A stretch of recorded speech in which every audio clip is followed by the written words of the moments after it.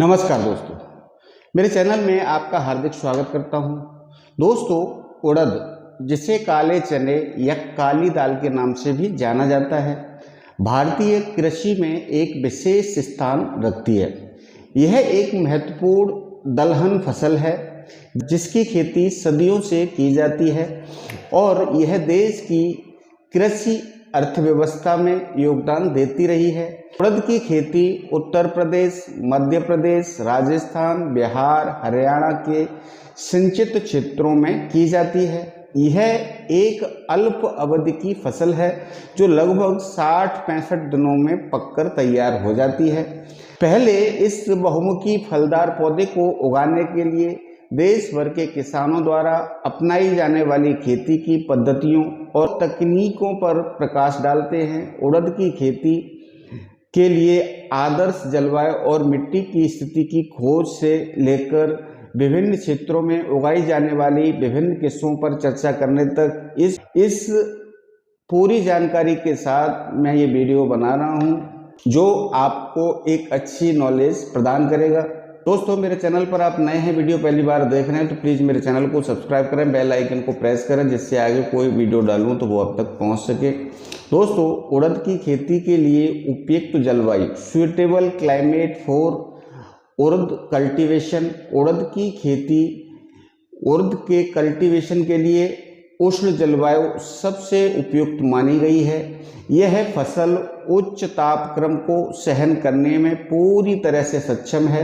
यही कारण है कि इसकी खेती तापमान वाले क्षेत्रों में की जाती है। सामान्यतः 25 से 35 डिग्री सेल्सियस तक का तापमान इसकी खेती के लिए उपयुक्त माना गया है। हालांकि उड़द बड़ी आसानी से 43 डिग्री सेल्सियस तक तापमान भी सहन कर सकता है।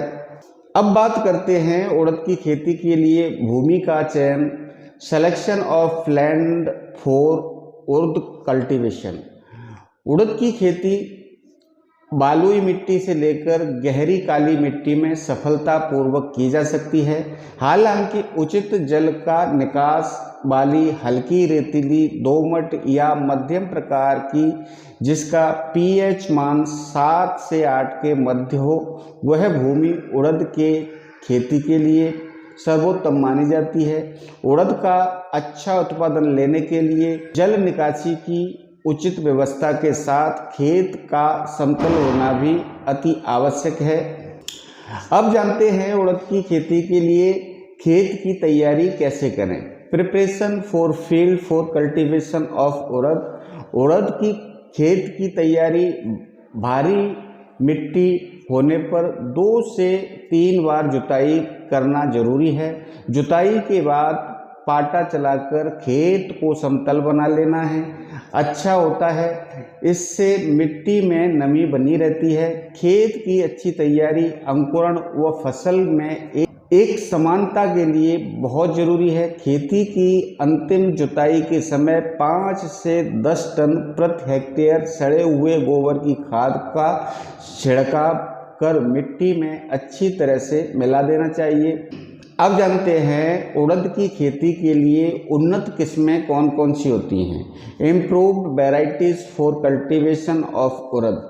उड़द की मुख्यतः 2 प्रकार की प्रजातियां पाई जाती हैं। पहला, खरीफ में उत्पादन हेतु जैसे कि शेखर 3, आज़ाद उड़द, पंत उड़द 31, WB 108, पंत U30, IPU 94 और PDU फर्स्ट मुख्य रूप से है।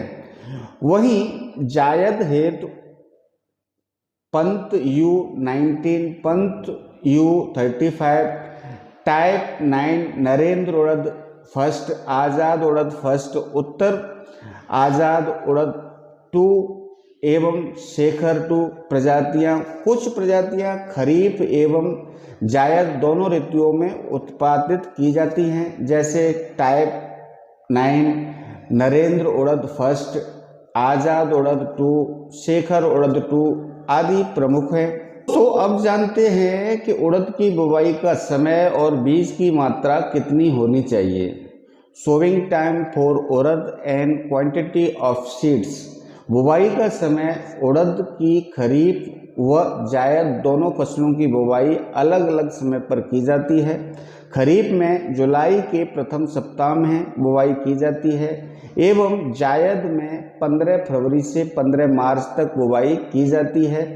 बीज दर उड़द की खरीफ ऋतु में बीज दर 12 से 15 किलोग्राम प्रति हेक्टेयर एवं ग्रीष्म ऋतु में 20 से 25 किलोग्राम प्रति हेक्टेयर की दर से बीजों को बोया जा सकता है।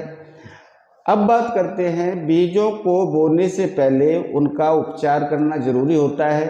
बीज का उपचार आपको उड़द की बुवाई से पूर्व बीज का अंकुरण क्षमता का जांच अवश्य कर लेनी चाहिए, क्योंकि बीज यदि उपचारित नहीं है तो बुवाई के पूर्व बीज को फफूंदी नाशक दवा थीरम 3 ग्राम प्रति किलोग्राम से अवश्य उपचारित कर लें। अब जानते हैं आपको उड़द को किस तरह से बोना है। बुआई का तरीका, आमतौर पर किसान उड़द की बुआई छिटकाव विधि से करते हैं, परंतु अधिक उपज प्राप्त करने के लिए कतार में बुआई उत्तम होती है। पंक्ति से पंक्ति 30 सेंटीमीटर तथा पौधे से पौधा 10 सेंटीमीटर की दूरी पर बुआई करनी चाहिए। उड़द की फसल में खाद और उर्वरक क्या क्या लगाए जाते हैं। Manure and fertiliser in black gram crop. उड़द एक दलहन फसल होने के कारण अधिक नाइट्रोजन की आवश्यकता नहीं होती है, क्योंकि उड़द की जड़ में उपस्थित राइजोबियम जीवाणु वायुमंडल की स्वतंत्र नाइट्रोजन को ग्रहण करते हैं और पौधों को प्रदान करते हैं। पौधे की प्रारंभिक अवस्था में जब तक जड़ों से नाइट्रोजन इकट्ठा करने वाले जीवाणु क्रियाशील हों तब तक के लिए 15 से 20 किलोग्राम नाइट्रोजन, 40 से 50 किलोग्राम फास्फोरस, 40 किलोग्राम पोटेशियम प्रति हेक्टेयर की दर से बुआई के समय मृदा में मिला देते हैं। फसल में सिंचाई प्रबंधन, इरिगेशन मैनेजमेंट इन उड़द क्रॉप। उड़द की खरीफ ऋतु की फसल में वर्षा कम होने पर फलियों के बनते समय एक सिंचाई करने की आवश्यकता पड़ती है तथा जायद की फसल में पहली सिंचाई बुवाई के 30 से 35 दिन के बाद करनी चाहिए। इसके लिए बाद मृदा नमी के आवश्यकता अनुसार 10 से 15 दिन के अंतराल पर सिंचाई करते रहने चाहिए। अब जानते हैं उड़द की फसल में खरपतवार प्रबंधन, बीड मैनेजमेंट इन ब्लैक ग्राम क्रॉप। वर्षा ऋतु की उड़द की फसल में खरपतवार का अत्यधिक प्रकोप रहता है, जिससे लगभग 40 से 50% उपज में हानि हो सकती है। रासायनिक विधि द्वारा खरपतवार नियंत्रण के लिए फसल की बुवाई के बाद एवं बीजों के अंकुरण के पूर्व पेंडिमिथालिन 1.25 किलोग्राम 1000 लीटर पानी में घोलकर प्रति हेक्टेयर की दर से छिड़काव कर खरपतवार नियंत्रण किया जा सकता है।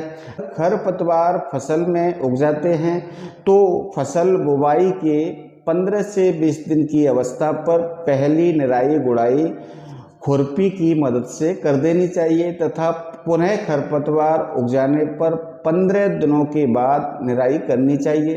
अब जानते हैं उड़द की फसल में रोग से कैसे नियंत्रण करें। Disease control in black gram crop.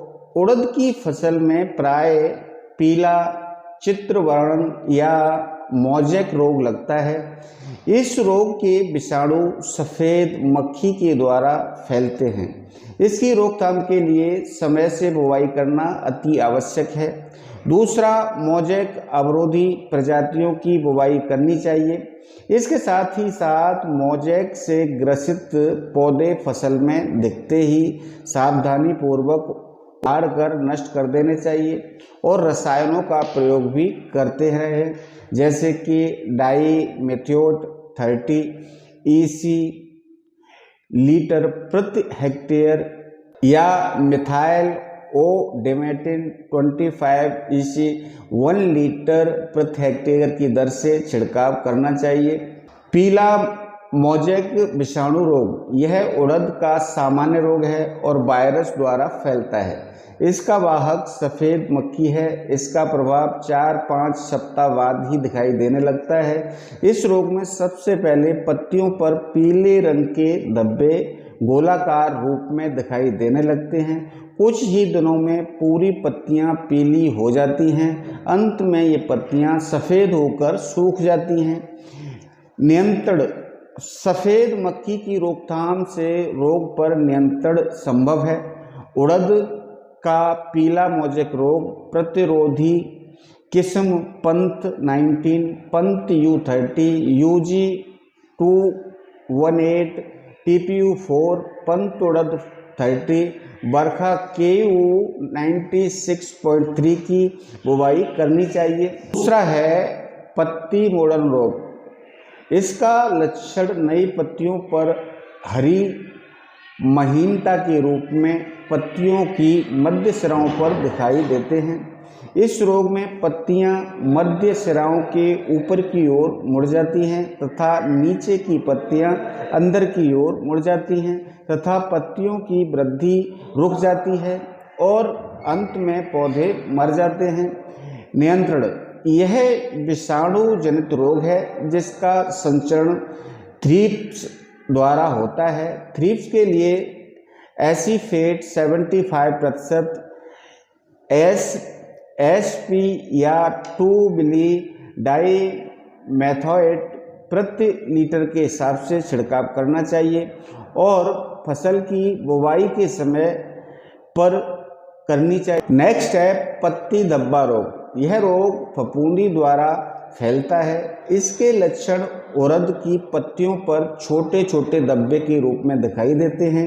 नियंत्रण, कार्बोनजाइम 1 किलोग्राम 1000 लीटर पानी में घोलकर प्रति हेक्टेयर की दर से छिड़काव करना चाहिए। उड़द की फसल में कीट नियंत्रण, pest control in urad crop. उड़द की फसल में मुख्यतः थ्रिप्स, हरे फुटके, कमला कीट और फली छेदक आदि लगते हैं। इसके नियंत्रण के लिए क्यूनालफोस 25 EC 1.25 लीटर मात्रा को 700 से 800 लीटर पानी में घोलकर प्रति हेक्टेयर की दर से छिड़काव करना चाहिए। अब जानते हैं उड़द की फसल की कटाई और मड़ाई। Harvesting and threshing of urad crop. उड़द लगभग 70 से 80 दिन में पककर तैयार हो जाती है। इसलिए ग्रीष्म ऋतु की कटाई मई-जून में तथा वर्षा ऋतु की कटाई सितंबर से अक्टूबर में जब फलियों का रंग काला पड़ने लगे उस अवस्था में हाशियों से कटाई करें तथा इसका सुखाते हैं। बाद में हाथ से डंडों द्वारा थ्रेशर से फलियों से दोनों दाने निकाल लिए जाते हैं। अब बात करते हैं उड़द की फसलों से उपज एवं भंडारण। Yield and storage of urad crop. जायद में उड़द की उपज 10 से 12 कुंटल प्रति हेक्टेयर होती है तथा खरीफ में 12 से 15 कुंटल प्रति हेक्टेयर प्राप्त होती है। भंडारण के लिए बीज को भंडारण करने से पहले अच्छी तरह से सुखा लेना चाहिए। बीज में 10% से नमी की अवस्था में भंडारित कर सकते हैं। सूखी नीम की पत्ती को बीज में मिलाकर भंडारण करने पर कीड़ों से सुरक्षा की जा सकती है। तो दोस्तों, इस तरह मैंने आपको ये पूरी जानकारी दी। दोस्तों, इस संबंध में आप मेरे से कोई और जानकारी लेना चाहते हैं तो कमेंट करिए। और दोस्तों, अभी तक आपने मेरे चैनल को सब्सक्राइब नहीं किया तो चैनल को सब्सक्राइब करें। वीडियो कैसा लगा कमेंट करके ज़रूर बताएं। दोस्तों, अब लेता हूँ विदा। मिलते हैं किसी ऐसी वीडियो में, तब तक के लिए नमस्कार।